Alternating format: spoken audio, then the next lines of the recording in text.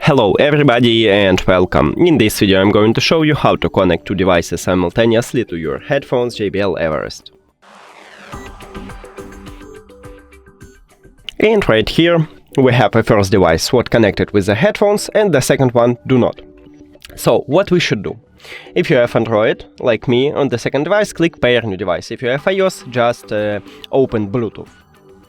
After that, right here at the right ear cup, we have this Bluetooth button. Press and hold for at least 5 seconds until these lights start flashing and voice prompt set to tell you that enter to prank mode. And now we can see that the device list and it disconnected from your first device. It's okay, don't worry.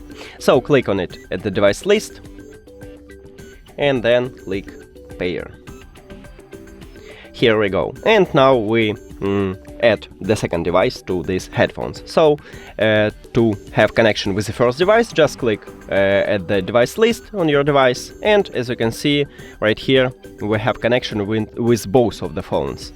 And that's it. Thank you for watching this video. If you found it helpful, please consider subscribing to the channel and leave the like on the video. See you later.